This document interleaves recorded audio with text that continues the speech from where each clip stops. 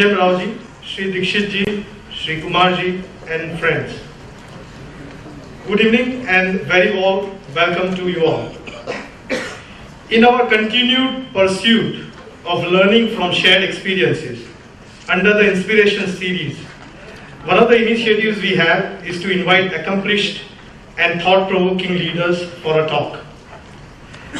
After thinking for a long time, post the inaugural talk of Pranav Mistry, I came up with an idea of inviting Sri GM Raoji. As we all know, all diamond companies are family-owned and managed companies. The business was started by the founders, and now perhaps their second and the third generations are already in the business and managing the same, many times alongside the founders. The relationship bonds of the first generation may not be as strong in the following generations. The aspirations of the next generations may be different to that of the founders. The aspirations of the founders also may change over time. The risk appetite may be different amongst each family members and the partners.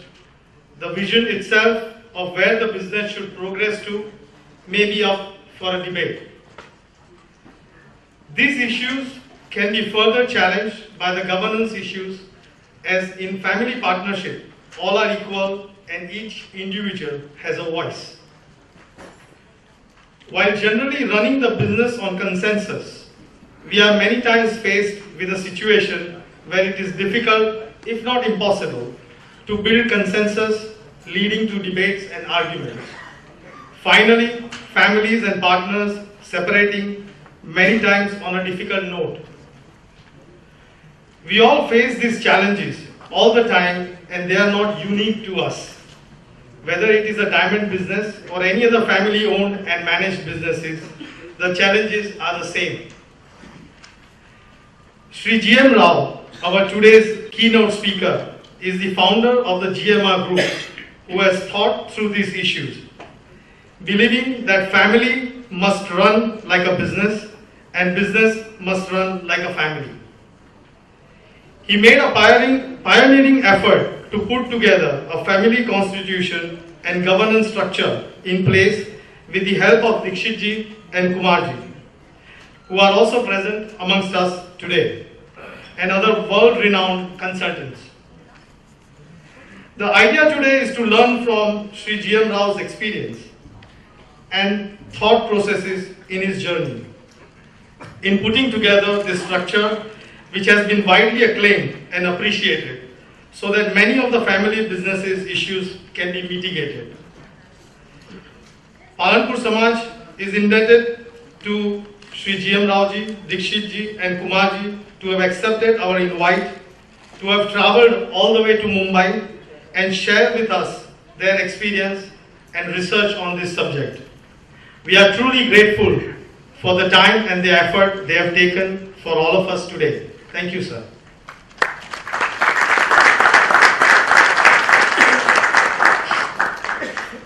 We have designed the program in a way that before I invite Sri GM Rao to address all of us, Dikshit ji and Kumar ji will set the context and introduce us to the family business, its dynamics and its challenges.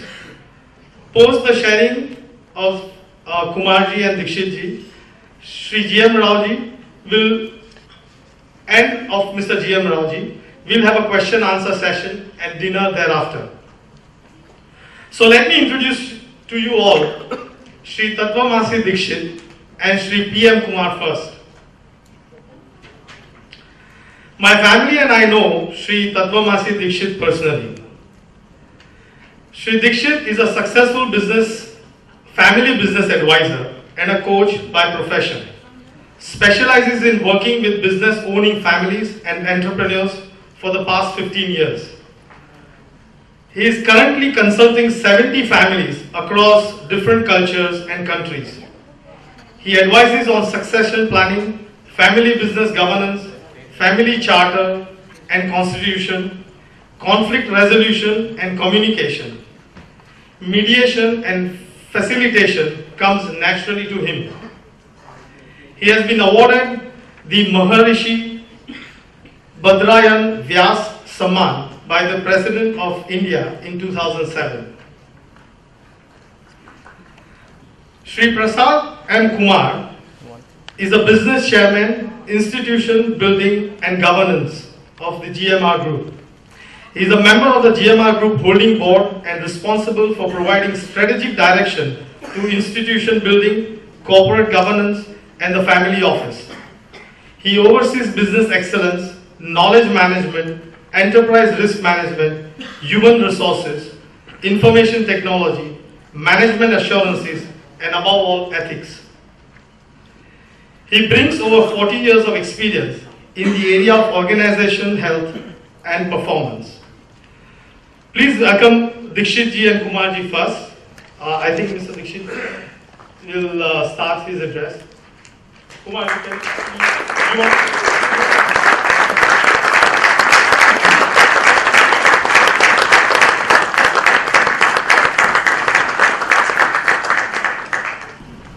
Dear friends and respected dignitaries on the dais, thank you so much for inviting us. We have devised today's presentation at 3 levels. I am going to share the basic concepts of family business.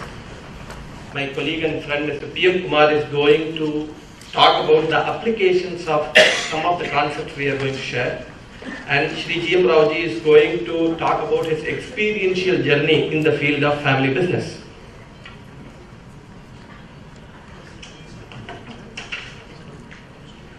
World over, the businesses are divided into 2 categories. There are family businesses and there are non-family businesses. It has to get classified into any of this one. Predominantly in India, if we see, historically, most of the businesses have been family-run businesses. Globally, there are some data I am going to share in terms of how the family businesses are being shared. So, some introduction about what the family businesses is all about is what I am going to share first. Traditionally in India, the family businesses were passed on from generation to generation by what was the generation's vocation earlier. That means a singer passed on the singing business to the next generation. A businessman passed on their whatever the businesses they were in to the next generation. But over a period of time, the definition of family business has changed in the West, more so in terms of what do you define as a family business and what is a non-family business. How many families who own and manage the business is known as a family business. Some family businesses are just owned and they do not much involve in operations. But who has the control that defines whether it is a family business or not. How much the business is influenced by the family members. They may say that it is completely professionalized, we don't get involved in the operations at all. But predominantly, whether the family is sitting in the backside and influencing or not. If they influence, it's defined as a family business. 3 or more family members, if they are involved, they define it as a family business. When multi-generational control is sitting in family business, they say it's a family business. Predominantly, to summarize, when the vision is to transition the business when they start and move that we want to build it within our family and perpetuate from generation to generation, it is generally defined as a family business. What is the scenario in India about the family business? There are some data are available.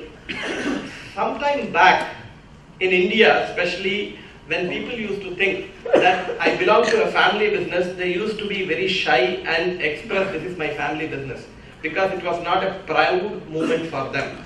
But today when you see data in terms of 47% of the BSE Sensex is managed by family-run business. It contributes to 60% of the GDP of the country.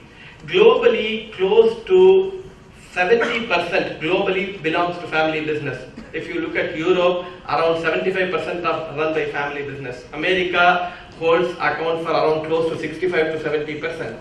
India predominantly 90 to 95% are family run business. except few companies like Infosys, Mindtree, the new generation plus all the government related businesses, ONGC, any public sector business, it belongs to a non-family business. All the banks, etc. Now these families and business brings in a good, it has some unique positive strengths, which is basically it helps.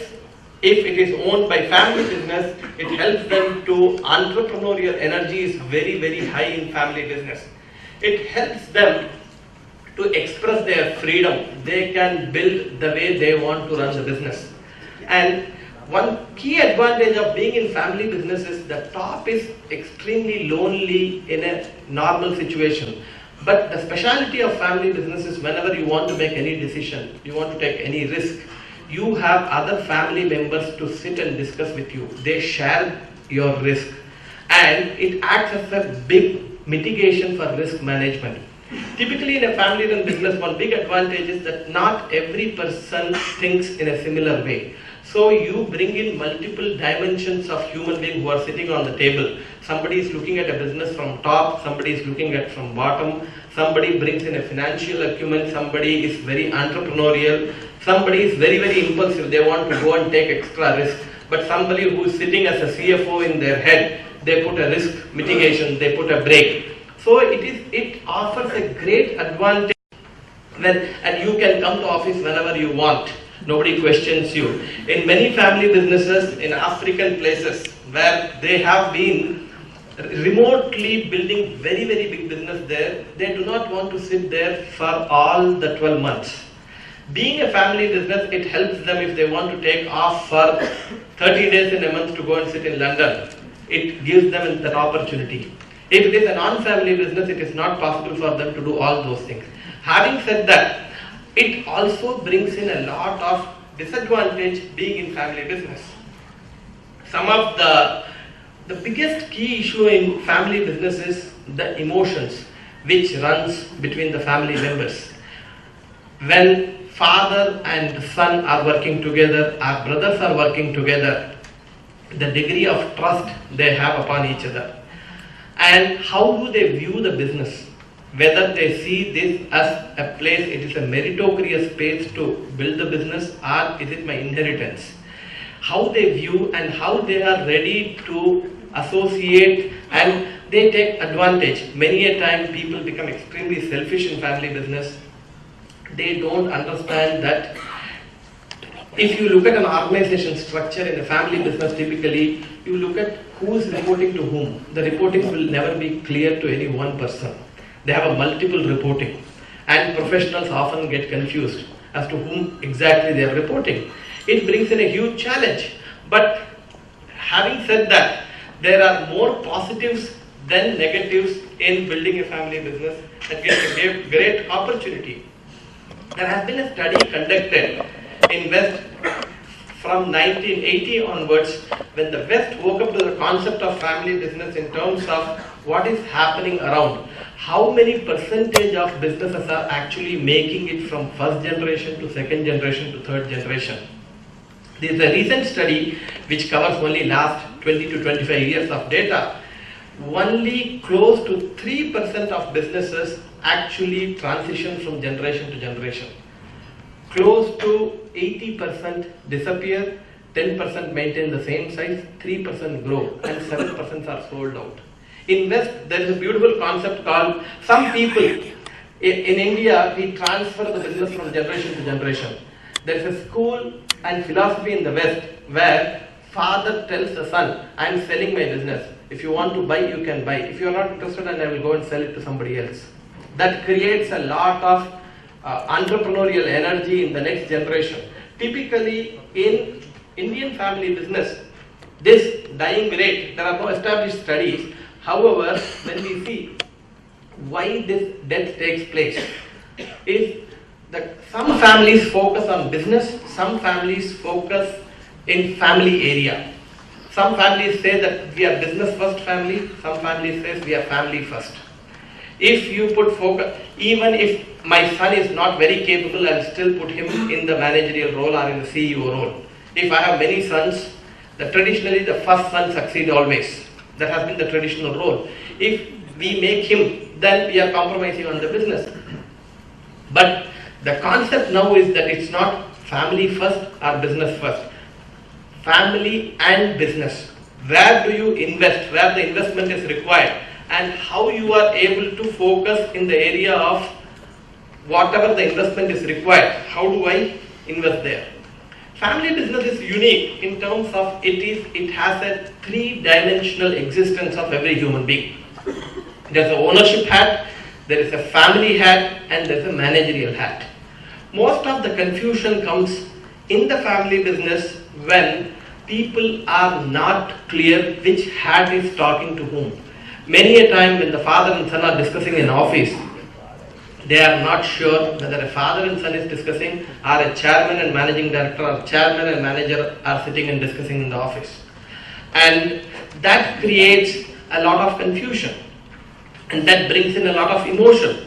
And the only way it is possible to establish the clarity between the three sets, many a time the business discussions are taken to the home table and the businesses are not, the conflicts are open, it is not closed.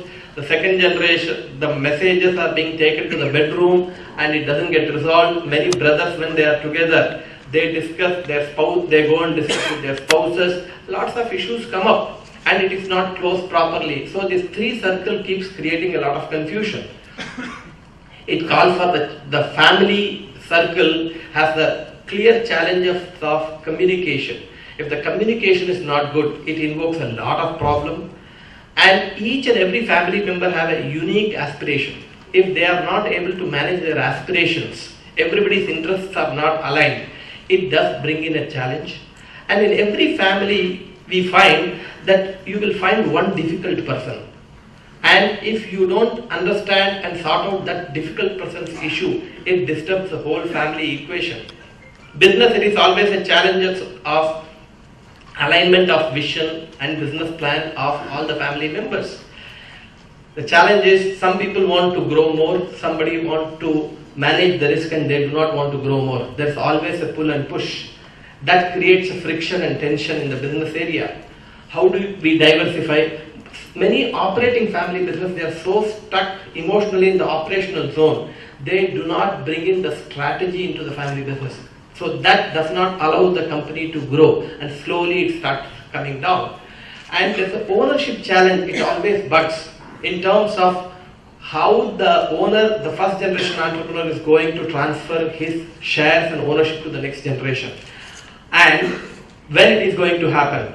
Many a time if there are tensions between father and children, the next generation is waiting when the old man is going to go because he doesn't want to share anything and he controls. In my experience, many a time the salaries and the cashes are also controlled to the next generation. If the son wants to go on holiday, he has to go and ask his father that it's a 4,000 crore organization and the son has to go and ask, I am going on this year holiday, please give me 4 lakhs.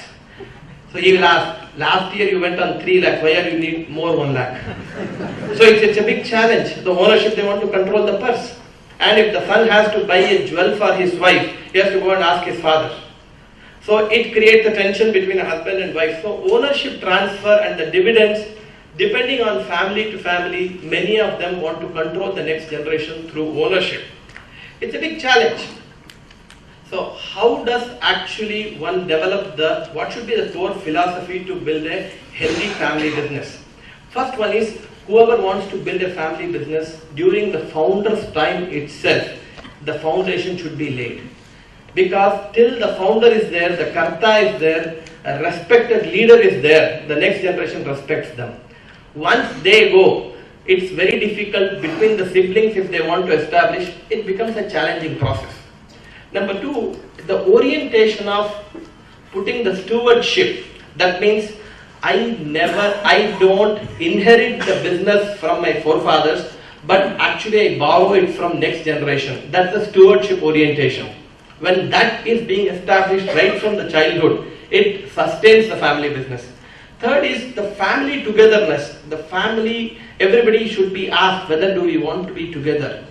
Does it help us? or is it a compulsion? Many a time family members are together because they don't have a choice. Business is holding them together. That should not be a case. Next is bring in external expertise. Many family business owners, having built very big business, they feel they know everything, so they don't need outside expertise. Do not want to listen to outsiders. And that's there where the problem starts coming in. So what actually sorts this out is putting a governance, a robust governance framework. In family, one has to put how to ensure the communication flow is completely proper between the family members. There should not be any choking, no triangulation, and a systematic governance can be established there. Putting a family code of conduct where families sit together and discuss and design what is the core value of our family and what is our code which we all should abide by, and establishing a fair process. Similarly, in the ownership area, putting a clear structured shareholders agreement, and in the business area, establishing a corporate board, establishing systems and process. Ultimately, it boils down to how do we make decisions in all the three areas. If a codified existence is designed in terms of this is the way we are going to run our business, it helps.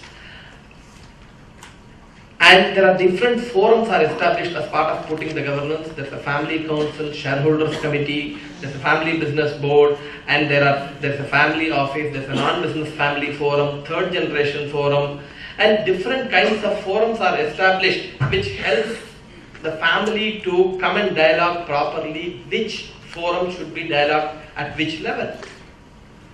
One of the key topics is succession in family business, which is a very difficult process to talk about. One is a management succession, another is ownership succession. Succession is, in many cases, in many families, it ends up becoming an event, but it should be a process. Generally, when the word succession comes, people think it's about money. But basically, in our experience, what we found, basically there are 6 capitals are available with family businesses. The first is social capital. That means all the where you have various stakeholders are there in terms of your bankers, external networks. For family business, networks are equal to net worths. So the social capital, the second is family capital in terms of family members, family values, family ethics, family ethos, family culture. All this is the second capital family carries. The third is the management capital, the corporate structure, organization structure, the businesses what we have created, that is the management capital of family business. Human capital in the family members in terms of how many leaders are there, that's the biggest family capital, and how many leaders we have created in the organization, that's the human capital of a family business. Last and the least is the financial capital, where we talk about how much money, ownership, shares, and how it is going to transfer from one level to another level. Next is the spiritual capital. Many families we have found, especially in India and also in the countries where the religion is very strong, the spirituality governs the family business and helps it to transition from generation to generation. Many a time what happens in the succession scenario in globally, they talk about only transferring the wealth and the management control. But the very accomplished family businesses and smart family business look at how do I transfer not only the net worth but also network and the values and philosophy to the next generation, which helps them to perpetuate the business from one generation to another generation. Here in Shri G.M. Raoji's family, experientially converted in terms of looking at every single piece, in terms of how we incorporated these things. And I request Shri P.M. Kumarji to come and share the experience in terms of how the whole process we went through.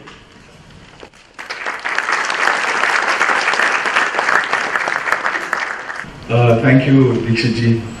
It's a privilege to speak with you this evening. You just heard Maestro Zakir Hussain. You will now hear Shah Rukh Khan. So between these two, I will take you through some applications. First of all, this entire GMR experience started with an idea, a thought. And that thought was in Mr. G.M. Rao's mind when he went to a CII conference. But he will talk about the experience. But the most important thing is, because of his past experience, he realized that he needs to have a family governance mechanism to perpetuate the family and grow the family and the business. So that idea, that commitment to that idea, that is where the seed was sown. Once that happened, he came back and convinced his other family members. The first step is there will be doubt, there will be preoccupation, there will be confusion, there will be, why are we doing this? Everything is going well, why we have to do this? So convincing them, getting their alignment, getting their commitment to the process is very important. Without that, it will keep on getting fractured as you go. So that initial commitment is important. And one of the learnings, at the end of it, I will give you some reflections as a summary of what we learned as we went through the experience. The first step is values. We worked on the business values and the family values, and these were done independently. See the similarity between the two. That means the owners, the promoters, and the professionals separately could experience the DNA of the company, could experience the fundamental soul of the company, the Atma of the company. So, humility, the very, very fundamental thing, and Mr. G.M. Rao will talk about it in his experience. Entrepreneurship, the family had been entrepreneurs for several years. Teamwork, relationship, deliver. So, there are a whole, I won't go through each one of them, but these 7 values have been the foundation of the company's growth. It has been the foundation of the company's alignment. It has been the foundation of the company's signature, that DNA. And it has been extremely important. He will also share with you how it has become important to him. Family values. These family values, these are not something we took from here and there and we cut-paste. It's not a cut-paste job. Each one talked about what is important to them in their life, what is important to them in their business. And slowly, this is a distilled version. So it's very, very important, if you were to start this journey, to know your parampara, to know your tradition, to know your values. And each family has a different value, though you're in the same business. It took a long time. And the word on top of this is persistence. Persistence is critical. 3.5 years it took us. There's documenting, there's videographing, and there was joyful meetings and painful meetings, because once you start talking openly, so many things are in your mind that you would have never said. And particularly in Indian families, we are very hierarchical. You don't immediately tell your seniors. But allowing that to happen requires a democratic, open mind, where the family leader has to be open to listen to his children, to listen to his daughters-in-law. And we found that once you involve the women in the whole process, it becomes completely different. It brings in a certain familyness, it brings in negotiability, it brings in openness. The GMR family gained a lot by including their lady members. So all the statistics is given, how many family meetings, how many hours were spent, family business advisors were there. So it was a long journey to write this. And finally this family constitution was signed in 2007, and then the legalization, embedding it in legal framework, all that took some time. So this is the overall quick journey. Most important in this is the communication process. It is not so much the constitution that you write, it is not the clauses that you put there, it is not the written document. It is the spirit behind that document. It is the communication, it is the frankness, it is the openness in that, and the participation. One voice, everybody gets a voice. We talked about it. difficult subjects were discussed, and we all asked future questions. What if this happens? What if this happens?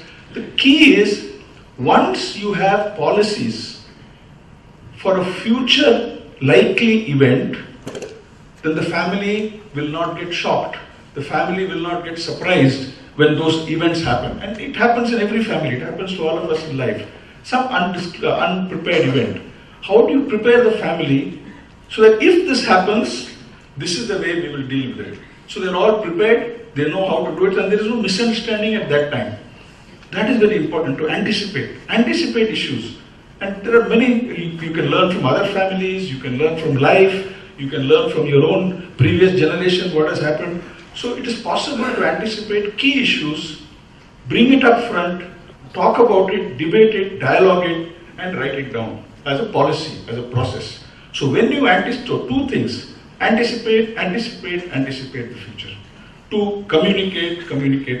There are two things we learned, and we had to do this over several hours. Sometimes people cried, sometimes they were laughing together, they were playing together. It brought the family together. Finally, clarity brings confidence, comfort, and belonging. Once the whole process was there, the entire family was aligned. They trusted the process, and they could believe that it is possible to build a family, to build ownership and the business together. And this GMR group continues to be in a very important sector, the infrastructure sector. And that requires a lot of alignment, a lot of commitment, and a lot of challenges there. Dikshit ji talked of managing differences. This is a very, very important thing. Managing differences, you have to catch it early. Don't allow things to, carry on. As soon as there is some difference, as soon as you find there is some toxicity in the system, catch it early. Don't allow it to fester first. No triangulation. That means if I have something against my brother, I don't go and talk to my sister. If I have something against my family, with my father, I have some differences, I don't go and talk to my brother. I talk directly. And we have retreats. We go away, family goes away with a facilitator, and they clean the pipelines. That means in business, particularly the stresses of business, a lot of misunderstandings can come. But during those retreats, during those offsites, during those vacation times, kurta pajama pehen ke adda, sit down and talk, be open, and clear the misunderstandings. It's very, very important. Third, give the benefit of doubt. There will always be some differences. What can one family member, what is a gift one family member can give another family member? Benefit of doubt is the most precious gift. Don't suspect. That is the biggest gift you can give your blood relations, you can family. Benefit of doubt. I told you family retreats, we reviewed relationships, cleaned pipelines. The next one we learned, and thanks to Mr. J.M. Rao for bringing that part, is a spirituality. And Maestro Sahib has talked about it. It is about inner excellence. Spirituality, people get confused, they think it is religion and all that. It is not religion. It is higher consciousness. It is knowing oneself, knowing one's limits, being humble, learning. So there is an inner excellence, a spirituality. When people grow psychologically, when people grow spiritually, what we have learned is that they are more conscious, they are more responsible, they are more responsive, they are more cooperative, they understand differences, they understand difficulties much better. Then, one is the intention. In this family, a lot of training was given. I may want to resolve conflicts, I may want to manage differences, but instead of being kind, I may come with a lot of anger. So once that happens, there's no way that the parties can resolve any conflict. So it requires training. Fortunately today, behavioral sciences or organization behavior, there are techniques for resolving conflicts. There are videos. There are people who train you how to resolve conflicts, how to speak, how to communicate, so that there is a neutral ground on which one can build. The other thing that we did in GMR was create a facilitators panel. That means we have coaches, we have behavioral scientists, we have 4 of them who help in the process. Because once a facilitator is there, that facilitator will be able to manage the differences, will be able to speak on behalf of each other without taking sides and bring about a resolution of a difficult issue. And difficult issues will be there. There is no point in putting it under the carpet. So bring it out. Then there are inter-unit meetings. There are 4 branches, as you know. Mr. J.M. Rao, his daughters is the next branch, and son-in-law. So it's not son-in-law, actually, it's like a son. Then you have his eldest son and his wife, and youngest son Kiran and his wife. There are 4 branches. So between these two, each unit, there are facilitated meetings.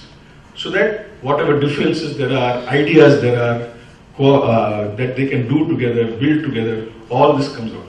And finally, there is deadlock facilitation. That means, should things happen which we don't intend to happen, there is a very, very credible person, very iconic person, whom everybody will choose, and that person will take, finally if he has to, he will facilitate and take a decision, should such a decision be required. We have never used it, but it is a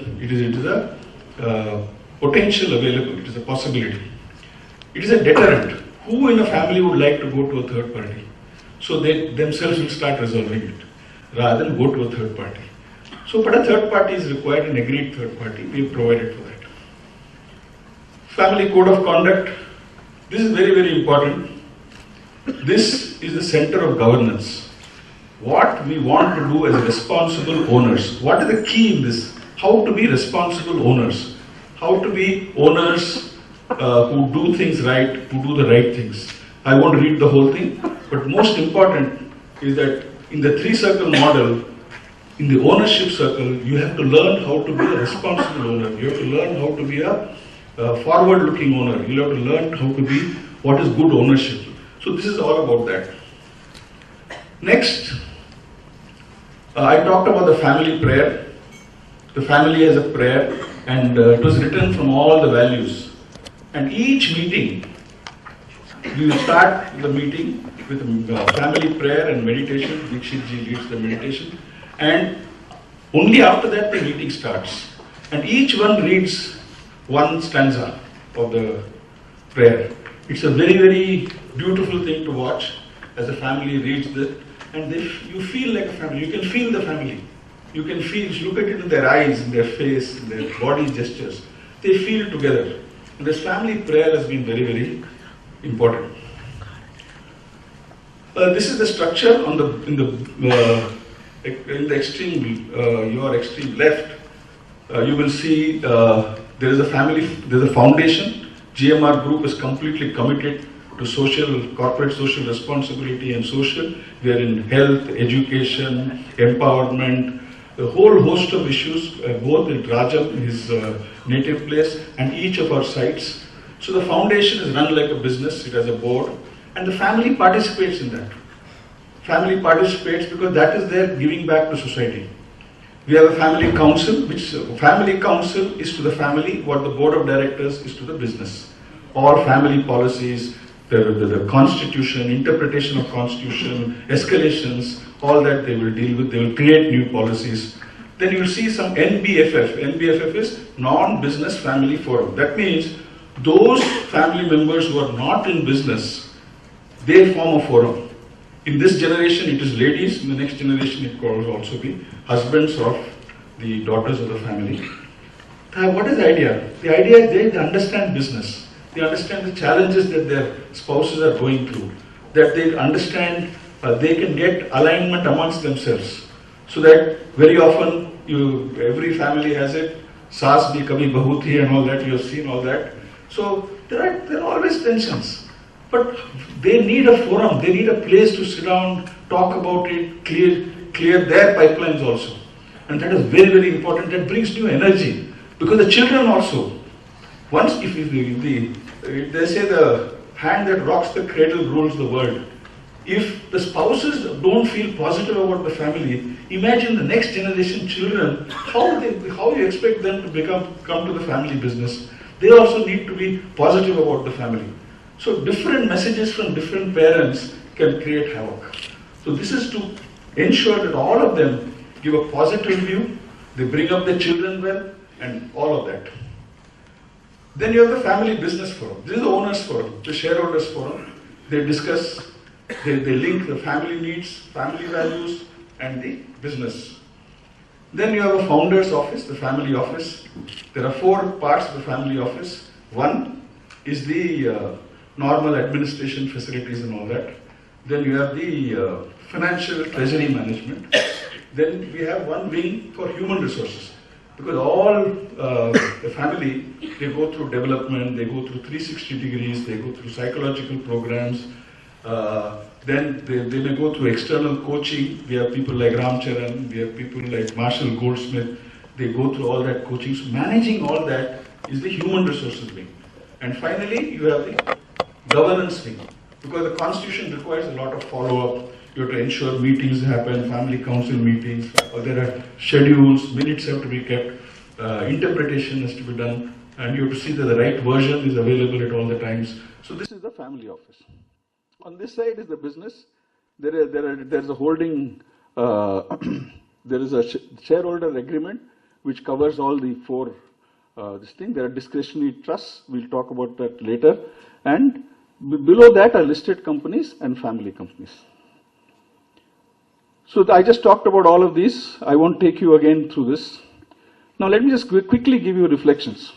1, write the constitution when the founder is active. He has moral authority. He is able to bring people together, and his openness creates a big signal, huge signal, when he is able to quietly listen to his son or daughter-in-law taking a different view. And there are so many times we have got it video recorded when very, very difficult subjects like adoption and various subjects, the younger generation and the older generation talking together and arriving at a completely new creative solution. So founder, moral authority, openness, he cannot be a bottleneck. Then that becomes very fundamentally important. Process of communication, I've already talked, more important than the document. Some people say 3 महीने में constitution बना दो ना हमारा, क्या है, इधर से लिखो उधर से लिखो, कट पेस्ट करके सब एग्रीमेंट लेगा, हो जाएगा. ऐसा नहीं होता है. It requires a lot of communication. Personal growth of family, we have covered that. More emotionally mature they are, the better for the family.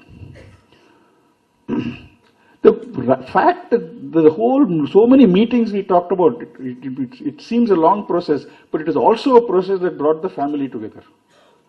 It's very, very important. Speaking about meaningful things, not this and that, kya banaya, kya khaya, aisa nahi. कौन सा picture देखा, ये नहीं. Meaningful things. At the end of it, there was a sense of relief, confidence, togetherness. Participation of spouses, I've already talked, made a big difference. If the future is visible and predictable, please create a policy. If the future is uncertain, put a process in place. For instance, in succession, Mr. Rao will not decide the successor. The next generation will decide the successor. It is not about who will succeed. It is the process of how the succession will happen. That is more important. So, sometimes you don't know the outcome, but you can put a process so that the outcome is healthy, the outcome is acceptable.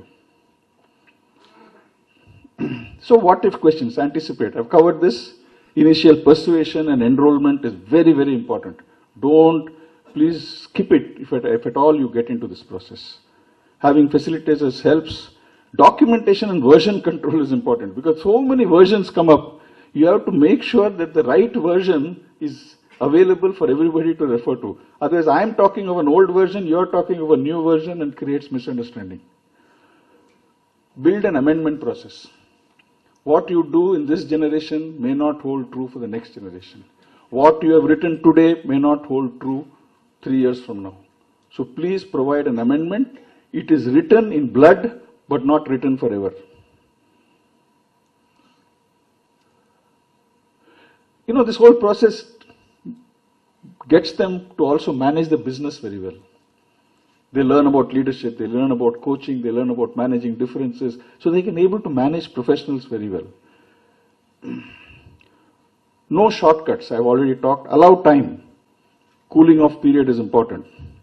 Constitution must fit the family. There's no standard constitution. It must fit its business, it must fit its parampara and self-awareness. So finally, strong family values and relationships enable you to build strong family governance and the constitution.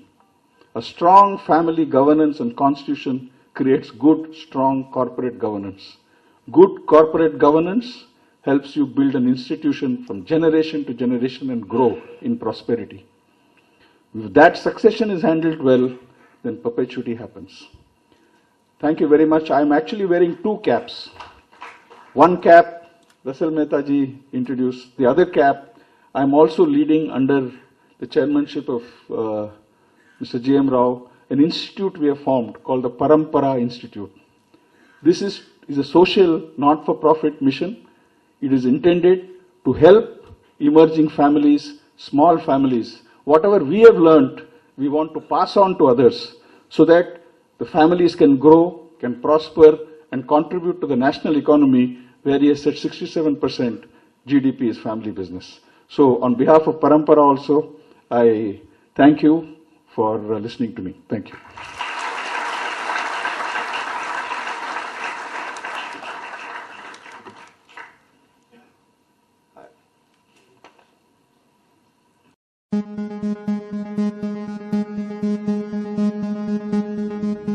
The GMR Group's vision is to be an institution in perpetuity that would build entrepreneurial organizations making a difference to society through creation of value.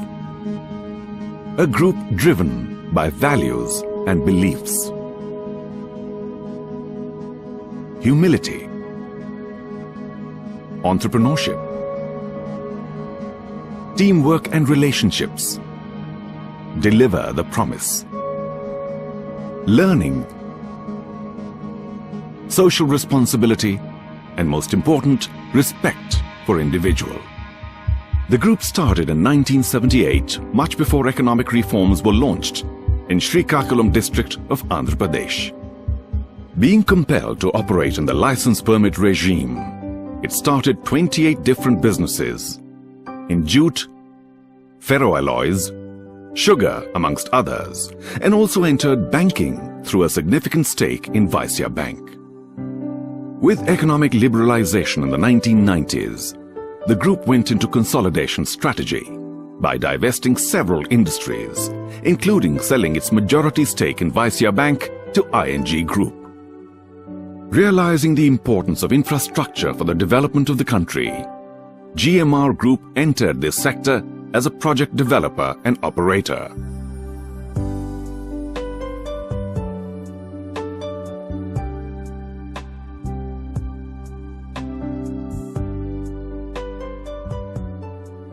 GMR has since been first-timers in power, highways, and airports, creating world-class assets.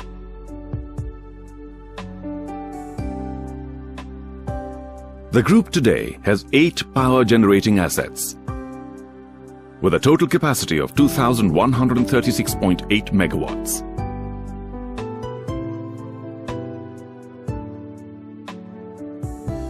It has 2,488 megawatts under construction and another 4 power generation projects under various stages of development, with a diversified fuel mix comprising of coal, natural gas, and hydro.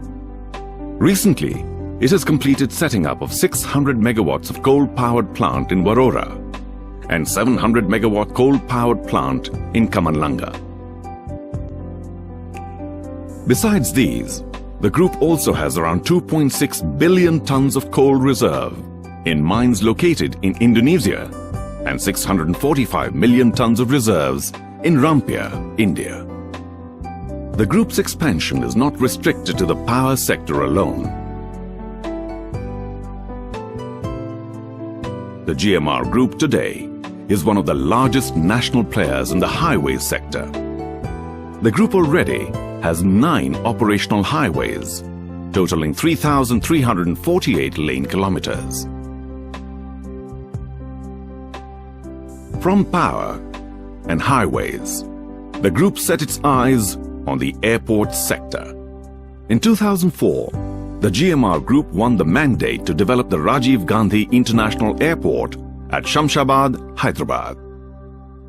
The airport was inaugurated on 14th March 2008, well within 3 years of laying the foundation stone, setting a new benchmark for the country's aviation industry.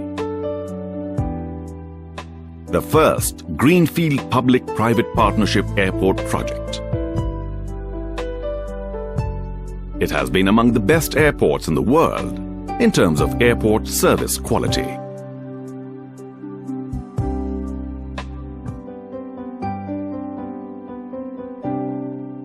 GMR is also creating a large urban infrastructure around the Hyderabad airport, a new aerotropolis, with next-generation greenfield city infrastructure to attract investments from across the world.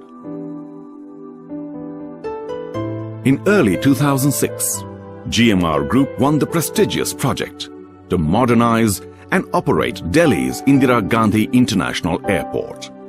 The first phase of the modernization, comprising of a 4.4-kilometer-long runway, a low-cost Terminal 1D, and the iconic Integrated Terminal 3, were completed in a record time of 37 months.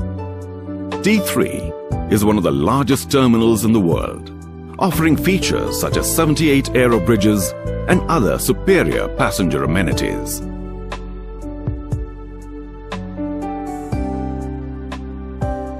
It is also the world's #2 airport in terms of airport service quality. Recently, in the international bidding, Department of Transportation and Communications, DOTC, Republic of Philippines, has formally awarded the Mactan Cebu International Airport Rehabilitation, Expansion and Operation Project to the GMR Megawide Consortium for a 25-year concession period.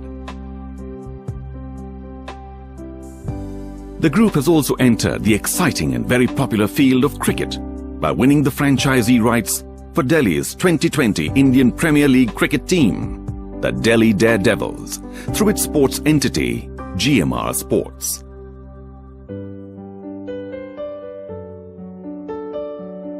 For GMR, institution building is woven with and runs alongside business building.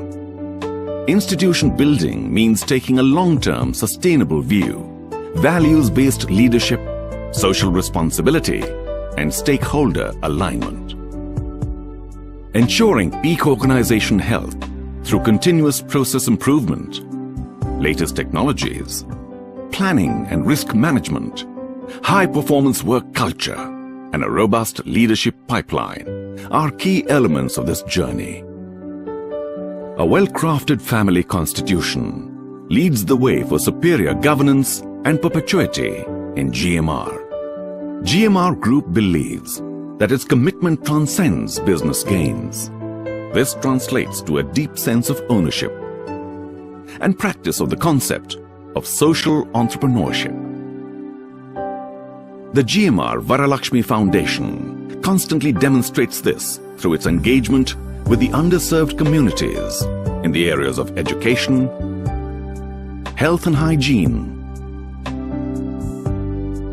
community development, and empowerment of rural youth.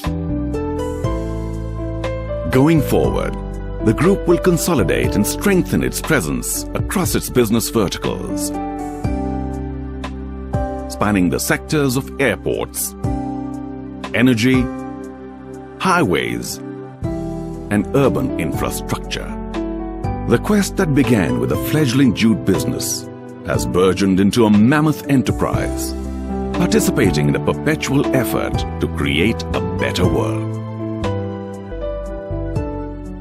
In pursuit of excellence, the group achieved several awards.